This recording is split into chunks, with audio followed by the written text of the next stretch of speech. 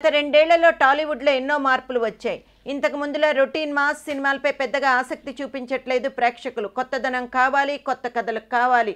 అందుకే బోల్డ్ సినిమాలు చేయడానికి కూడా వెనుకాడటం లేదు దర్శకులు.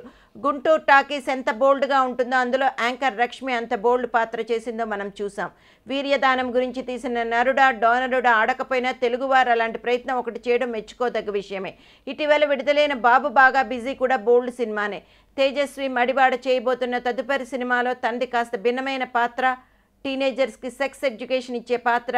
ఒక రష్మి ఇప్పటికీ 2-3 బోల్డ్ సినిమాలు చేసింది. మొత్తం మీద టాలీవుడ్లో ఒక కొత్త ట్రెండ్ మొదలవుతోంది. ఈ మార్పు మంచిదే అంటున్నారు రష్మి, తేజస్వి. టైం మారింది, అలాగే ప్రేక్షకులు మారుతున్నారు. విభిన్న కథలను వారు చూడాలనుకుంటున్నారు. నేను ఆ సినిమాలో చాలా అందంగా కనిపించాను. అలాంటి సెక్సీ డ్రామాలో నన్ను తీసుకున్నందుకు దర్శకుడికి ఎంతో థ్యాంక్స్ చెప్పినా తక్కువే అని లక్ష్మి చెప్పుకొచ్చింది. నేను ఒక నటిని, నేను ప్రేక్షకులకి వినోదాన్ని పంచాలి. నా 2 అడల్ట్ సినిమాల కథలు పూర్తిగా వేరు. బాబు బాగా బిజీ మరియు బాలక్ పాలక్ రీమేక్. ఇప్పుడు చేసిన బాలక్ పాలక్ అనే మరాఠీ చిత్రం రీమేక్లో నేను సెక్స్ ఎడ్యుకేషన్ ఇవ్వబోతున్నాను అంటూ తేజస్వి ఒక ఆంగ్ల దినపత్రికకు తన వెర్షన్ వినిపించింది.